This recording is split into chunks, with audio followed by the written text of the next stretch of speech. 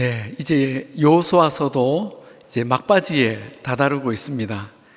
새로운 지도자 여호수아와 함께 치렀던 가나안 정복 전쟁은 이제 대부분 끝이 났고, 또 이스라엘 12지파를 위한 땅의 분배도 이제 거의 마무리가 되었습니다. 그래서 여호수아서는 이쯤에서 끝을 맺어도 좋을 것 같기도 합니다.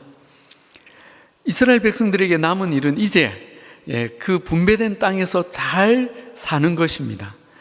그런데 여기서 여호수아가 끝이 난다면 뭔가 모를 허전함이 생기는 것 같습니다. 왜냐하면 이스라엘이 가나안을 정복한 의미가 그것뿐이라면 너무 좀 작다는 느낌이 들기 때문입니다. 마치 우리가 예수님을 믿고 그 뒤에 어떻게 되었느냐 했더니, 그래서 그 뒤로 잘 먹고 잘 살았대. 예수 믿고 좋은 데 취직하고 돈도 많이 벌고 좋은 집에서 편안하게 살다가 장수하고 죽었대. 그런 대답을 듣는 거랑 좀 비슷한 느낌이 듭니다. 그렇습니다. 예수님 믿는 것이 그저 이 땅에서 잘 사는 것뿐이라면, 물론 죽고 나서는 천국에도 가겠지만, 이 땅에서 그런 삶을 사는 것밖에 없다면 우리의 신앙은 너무 세속적이고 육신적이라는 생각이 듭니다. 하나님께서 독생자를 보내주셔서 십자가에서 그 목숨값으로 우리 죄를 사하시고 하나님의 백성이 되기까지 하신 그 결과가 그런 편안한 삶이 전부라면 예수님의 피값이 너무 아깝지 않겠습니까? 하나님께서는 우리를 구원하시고 백성으로 삼아주신 보다 크고 위대한 뜻이 있습니다. 아멘입니까? 예. 마찬가지로 이스라엘을 가나안 땅에 들어가게 하신 데에도 하나님은 크고 위대한 뜻이 있었습니다. 그저 땅 잘 나눠서 집 잘 짓고 잘 먹고 살라고 하나님께서 그 출애굽의 기적을 일으키시고 광야 40년간 연단하시고 율법을 주시고 요단을 건너게 하시며 싸우는 전쟁마다 승리를 주신 것이 아닙니다. 하나님의 뜻이 무엇입니까? 그것은 이제까지 이 땅에 없었던 나라를 세우라는 것입니다. 지금까지 온갖 죄와 우상숭배, 음란과 타락, 탐욕과 거짓으로 그 땅을 더럽혔던 모든 부족들과 그들의 모든 문화와 삶의 방식들을 다 몰아내고 완전히 새로운 나라, 하나님의 율법과 공의와 사랑으로 다스려지는 나라, 세상의 다른 가치관으로, 세상과는 다른 가치관으로 하나님의 뜻이 하늘에서와 같이 땅에서도 이루어지는 그런 하나님 나라를 세우는 것이 이스라엘에게 가나안을 주신 목적입니다. 그리고 이것은 지금 예수님을 믿고 이 땅에서 살아가는 우리의 목적과 이유이기도 합니다. 그래서 이 여호수아서는 여기서 끝나지 않습니다. 오늘 우리는 19장 끝에서 21장까지 가나안 정복과 땅 분배 이후에 비로소 드러나기 시작한 하나님 나라의 핵심 가치, 특별한 우선순위와 통치 원리들을 함께 볼 것입니다. 첫째로, 하나님의 나라는 백성을 먼저 위하는 지도자의 섬김이 있었습니다. 19장 49절에 우리가 눈여겨볼 만한 장면 하나가 소개되고 있습니다. 이스라엘 자손이 그들의 경계를 따라 기업의 땅 나누기를 마치고 자기들 중에서 눈의 아들 여호수아에게 기업을 주었으니. 자, 여기 지도자 여호수아가 자기 기업의 땅을 받는 장면이 나옵니다. 그런데 특이한 것은 이 여호수아가 자기 몫의 기업을 받은 시점입니다. 그게 언제이죠? 이스라엘 자손이 땅 나누기를 마치고, 즉 이스라엘 모든 지파가 자기 기업의 땅을 다 분배받고 난 다음이라는 것입니다. 여러분, 여호수아는 이스라엘 최고의 지도자 아닙니까? 그리고 모든 지파의 땅 분배를 주관했던 지휘관 아닙니까? 그런데 그가 아직도 자기 땅을 분배받지 못했다니요. 더 놀라운 것은 여호수아는 자기가 원하는 어떤 땅이든 성읍이든 받을 권리가 있었다는 사실입니다. 50절에 여호와의 명령대로 여호수아가 요구한 성읍 에브라임 산지 딥나세라를 주었다라고 되어 있습니다. 여호수아가 원하는 땅을 주라고 하나님께서 예전에 명령하셨다는 것입니다. 언제 명령하셨을까요? 여러분 14장에서 갈렙이 헤브론을 가리키며 이 산지를 내게 주소서 했던 거 기억나시죠? 예. 그때 갈렙이 그렇게 자기가 원하는 땅을 받을 수 있었던 것도 하나님의 명령 때문이었습니다. 우리가 신명기 1장 36절로 거슬러 가볼까요? 예. 오직 여분네 아들 갈렙은 온전히 여호와께 순종하였은즉 그는 그것을 볼 것이요 그가 밟은 땅을 내가 그와 그의 자손에게 주리라 하셨습니다. 갈렙은 가나안 정탐과 보고를 통해서 여호와께 온전히 순종한 것이 인정이 되어서 하나님이 갈렙이 원하는 땅은 그와 그 자손에게 주어라 하고 명령하셨던 것입니다. 그렇다면 그 갈렙과 똑같은 믿음으로 보고를 했던 여호수아도 같은 약속을 받은 것이 분명합니다. 그래서 오늘 본문에 50절에 여호와의 명령대로 라는 설명이 붙는 것입니다. 그렇다면 여호수아는 누구보다 우선적으로 자기가 원하는 땅, 자기 마음에 드는 가장 좋은 땅을 받을 권리가 있었습니다. 이 일에 누구도 토를 달거나 시비를 걸 수가 없었습니다. 그런데 여호수아는 그 권리를 가장 마지막에 모든 백성의 땅 분배가 다 끝난 뒤에 사용하고 있습니다. 그것도 자기 지파 에브라임이 얻은 땅 중에서 개발도 되지 않은 거친 산지를 달라고 한 것입니다. 거기는 사람이 살만한 성읍도 지어져 있지 않았습니다. 그래서 50절 끝에 보면 여호수아가 그곳에 성읍을 건설하고 거주하였더라 라고 기록하고 있습니다. 제가 딥나세라라는 곳이 도대체 어떤 곳인가 하고 인터넷을 찾아봤는데 그 딥나세라로 추정되는 곳의 사진이 이렇게 올라와 있었습니다. 한번 보여주실까요? 여러분 보이십니까? 어떤 것 같아요? 이게 맞다면 이 딥나세라는 지금도 개발이 안 되고 있는 땅입니다. 기획부동산에게 속아서 이 땅을 샀으면 모를까? 이 땅은 개발이 될 곳이 아닙니다.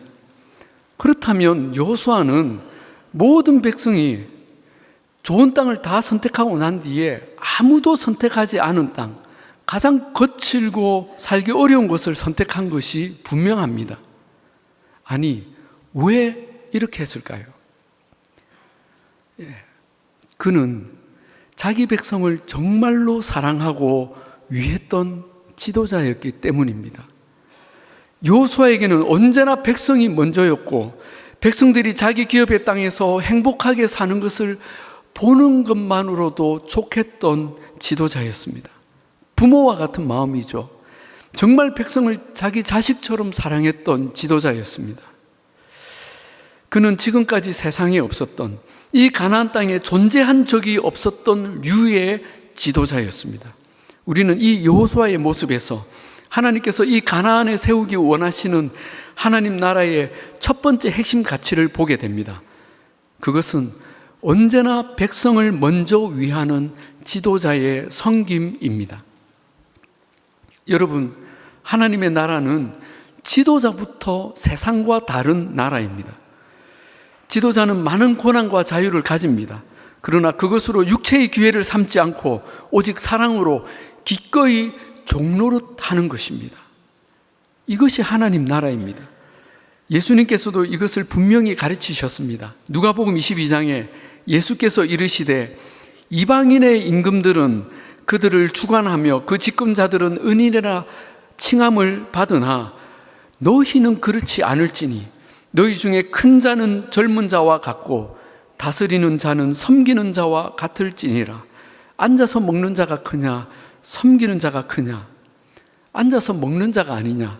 그러나 나는 섬기는 자로 너희 중에 있노라 하셨습니다. 그렇습니다. 이 여호수아가 보여주고 있는 이 섬김의 리더십의 최고의 정점은 바로 우리 예수님이십니다. 예수님은 근본 하나님의 본체이시나 하나님과 동등됨을 취할 것으로 여기지 아니하시고 오히려 자기를 비워 종의 형체를 가지사 사람들과 같이 되셨고 자기를 낮추시고 십자가에서 죽기까지 복종하셨습니다. 여러분, 우리는 어떻게 이 예수님처럼 여호수아처럼 이 섬김의 리더십을 보일 수가 있겠습니까? 자기를 낮추어서 당연한 권리를 때로는 쓰지 않는 것입니다. 예를 들어서 주차 공간이 부족하다고 하니 일부 예배를 드릴 수 있다면 일부 예배를 드리시거나 대중교통을 이용하는 불편함을 기꺼이 감수하는 것입니다. 여러분, 절대 오해는 하지 마시기 바랍니다. 우리 교회는 특성상 차 없이는 오기가 힘든 교회입니다. 그래서 이렇게 할 수 있는 분들은 매우 한정적입니다. 저처럼 지하철역이나 버스 정류장이 바로 코앞에 있는 경우에는 가능합니다. 얼마 전부터 우리 교회 2부 예배에 차댈 자리가 없다는 얘기를 듣고는 너무 감사하고 기뻤습니다. 이렇게 주일에 많은 성도님들이 나오시다니 얼마나 감사합니까? 그래서 누구라도 한 분이라도 더 차를 대면 좋겠다 하는 마음에 저는 주일에 차를 안 가져오기로 했습니다. 그럴 수 있는 형편이 되니 얼마나 좋습니까? 그 외에도 우리는 좀 불편하지만 앞자리에 나와 앉을 수도 있고 또 식당에서 좋은 자리를 양보할 수도 있고 모임 장소를 양보해서 좀 불편한 자리로 갈 수도 있고 어떤 좋은 기회를 또 연약한 성도에게 양보할 수도 있습니다. 하나님의 교회는 이런 권리 포기와 섬김으로 세상에 없는 나라를 만들어 가는 것입니다. 아멘. 두 번째로 환난 당한 백성을 먼저 돕는 공동체의 긍휼이 있습니다. 이 부분은 우리가 지난 주일에 좀 자세히 살펴보았습니다. 바로 도피성 제도입니다. 20장 2절부터 제가 다시 읽어드리겠습니다. 이스라엘 자손에게 말하여 이르기를 내가 모세를 통하여 너희에게 말한 도피성들을 너희를 위해 정하여 부지 중에 실수로 사람을 죽인 자를 그리로 도망하게 하라. 이는 너희를 위해 피의 보복자를 피할 곳이니라 하셨습니다. 여러분, 이 도피성은 하나님의 나라가 어떤 가치관으로 다스려지는지 그 하나님의 마음을 잘 드러내주는 단면이라고 하겠습니다. 이 세상은 약육 강식, 힘의 원리로 지배되는 세상입니다. 사회적 약자나 어려움에 처한 사람들을 돌보는 척은 하지만 실상은 힘 있는 사람, 가진 자의 편에서 법이 만들어지고 정의가 왜곡되고 폭력이 정당화되는 것을 우리는 수없이 봅니다. 그러나 이스라엘에 세워진 이 도피성들은 하나님의 나라가 이런 힘의 원리가 아닌 공의와 자비의 원리로 다스려지며 인간의 생명을 무엇보다 존귀하게 여긴다는 핵심 가치를 보여주고 있습니다. 이 가치는 단지 실수로 살인한 자를 보호하는 것에만 국한되지 않습니다. 세상에는 여러 가지 환난을 당해 긴급한 구호와 도움이 필요한 사람들이 많이 있습니다. 감당 못할 재정적 어려움으로 갑자기 큰 어려움에 빠진 사람들도 있고 심각한 질병으로 건강과 생명에 큰 위기를 당했지만 병원비조차 없는 분들도 있습니다. 또 태풍이나 지진 같은 자연재해나 또 세계적인 전염병, 또 전쟁이나 또 이런 어려움들로 감당 못할 고통과 절망에 빠진 사람들도 있습니다. 지난주 말씀처럼 우리는 누구나 의도하지 않았지만 가해자가 되어 쫓길 수도 있고 누구나 원치 않는 환난으로 큰 고통과 절망의 위기에 빠질 수도 있습니다. 물론 왜 좀 더 조심하지 않았느냐, 왜 더 노력하지 않았느냐 책임을 물을 수도 있지만 그보다 먼저 어려움을 당한 이들을 긍휼히 여기고 그가 이 환난과 위기를 잘 극복하도록 도와준다면 그 배려와 긍휼은 결국 우리를 위한 복으로 돌아오게 될 것입니다. 예수님께서도 긍휼히 여기는 자는 복이 있나니 그들이 긍휼히 여김을 받을 것이라고 하셨습니다. 그런 점에서 우리는 우리 주변에 큰 어려움에 빠져 아파하는 사람들에게 잘잘못을 따지고 판단하고 훈수를 두기 이전에 내가 당한 일처럼 아파하며 공감하며 우선은 그를 위로하고 품어주는 긍휼의 모습을 보여야 할 것입니다. 우리 예수님께서도 이 땅에 사시는 동안 만났던 사람들 중에 이런 사람들이 많았습니다.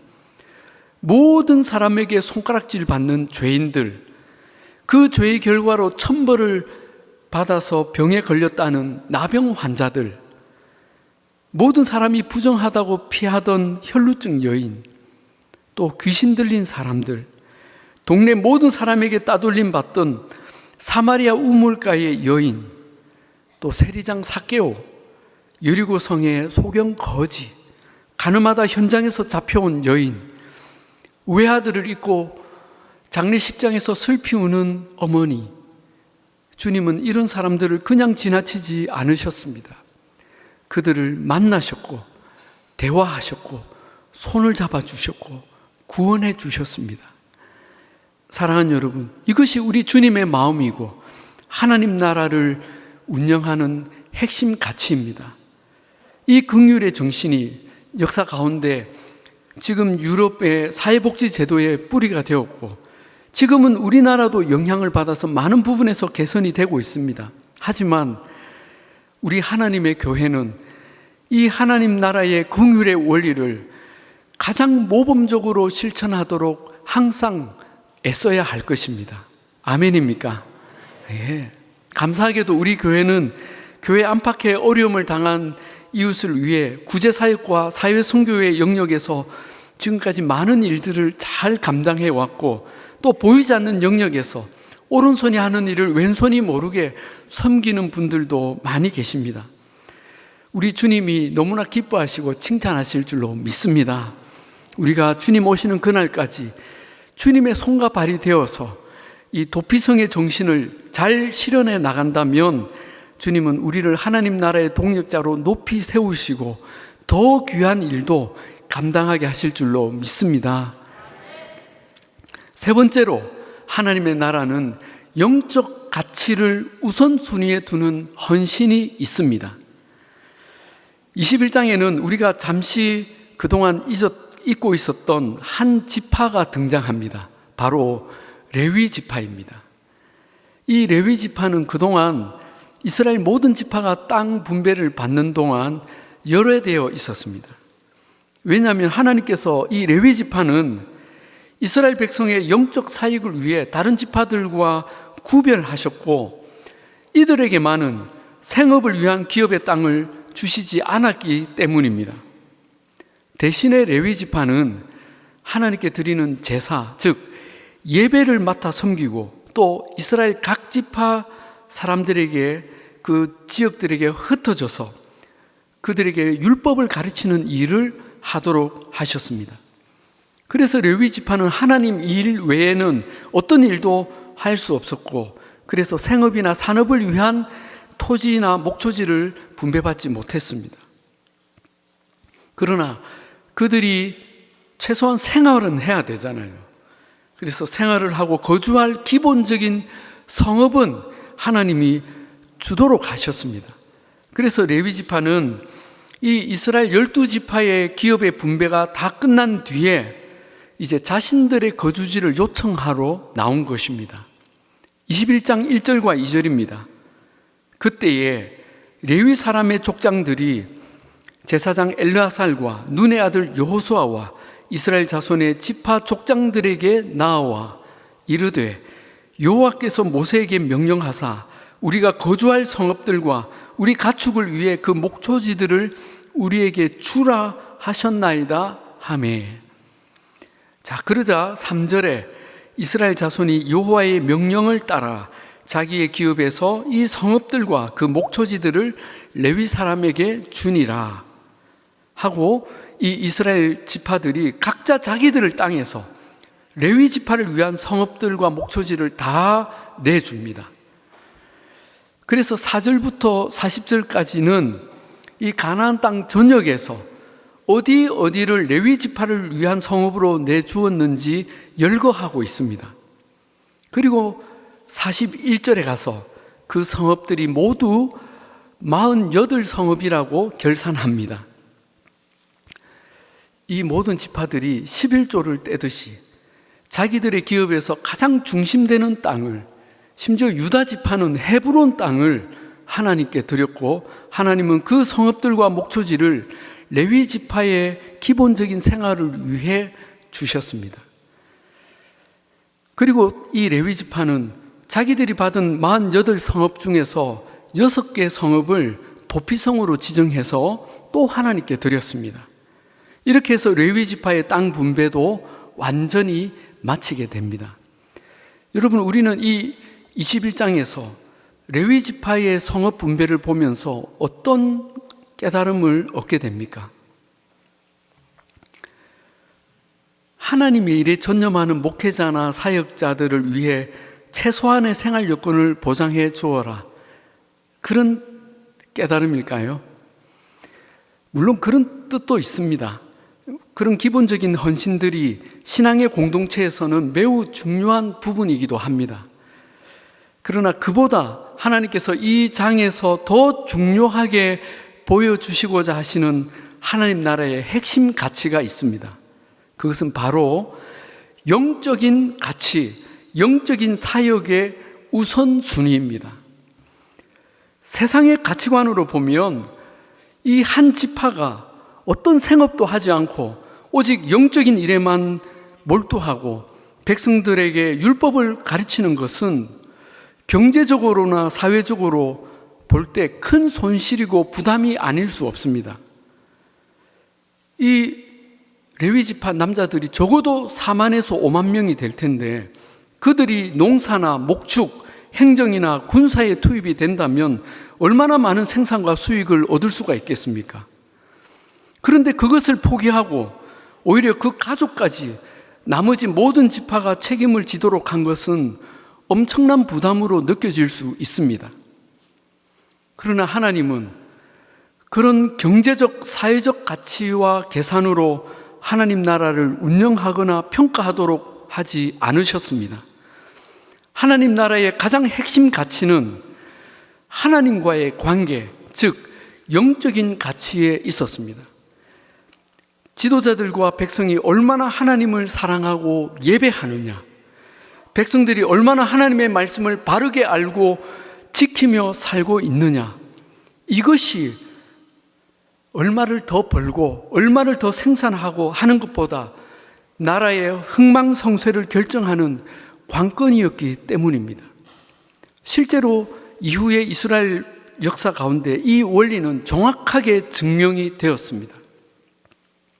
그래서 하나님은 백성들이 어떤 대가와 비용을 치르더라도 하나님과의 관계를 가장 최우선 순위에 두고 그를 위한 영적 사역을 반드시 지키도록 명령하셨던 것입니다. 이것은 가나안 땅에 지금까지 없었던, 지금도 세상이 원하지 않는 국가 운영의 원리입니다. 신약에 와서 예수님께서 한 번은 이 거라사 지방에 있는 한 가련한 사람에게서 군대 귀신을 내쫓아 주신 적이 있었습니다. 그때 그 군대 귀신은 2,000마리나 되는 돼지떼에게 들어가서 그 돼지떼를 다 물에 빠뜨려 몰살시켰습니다. 그러나 그 사람은 온전한 정신으로 회복이 되어서 정상적인 삶을 얻게 되었습니다. 그런데 문제는 이 일을 듣게 된 거라사의 주민들이 모두 예수님께 몰려와서는 자기 지역에서 떠나달라고 요청한 것입니다. 그 이유가 뭡니까? 한 사람의 영적인 회복보다 자신들의 경제적 손실이 더 심각한 문제로 느껴졌기 때문입니다. 여러분, 어느 시대, 어느 나라나 이런 가치관이 사람들을 지배하고 있습니다. 그러나 하나님의 나라는 그 어떤 경제적, 사회적, 군사적 가치보다 영적인 가치에 우선순위를 둡니다.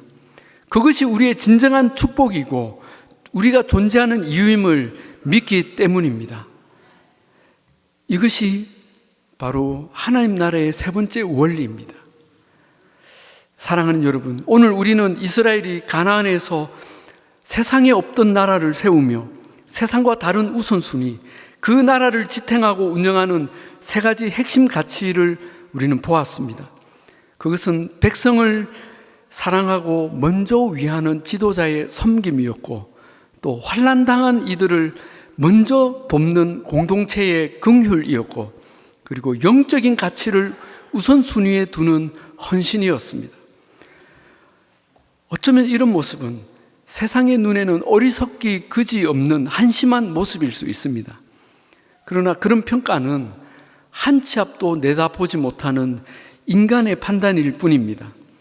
하나님은 세상에 없던 가치관으로 이 나라를 세우는 이스라엘에게 지금까지 세상에 없던 놀라운 보호하심과 축복으로 완전한 평화, 완전한 샬롬을 누리게 하셨습니다. 제가 이 21장의 마지막 두 절을 오늘 결론같이 읽고 오늘 말씀을 마치도록 하겠습니다. 여호와께서 그들의 주위에 안식을 주셨으되 그 조상들에게 맹세하신 대로 하셨으므로 그들의 모든 원수들 중에 그들과 맞선 자가 하나도 없었으니 여호와께서 이스라엘 족속에게 말씀하신 선한 말씀이 하나도 남음이 없이 다 응하였더라. 할렐루야. 아멘. 이 놀라운 은혜와 복이 오늘도 이 땅에서 하나님 나라를 세워가는 우리 교회와 여러분 모든 성도님들에게 동일하게 임하기를 우리 주님의 이름으로 축복합니다. 아멘. 기도하겠습니다.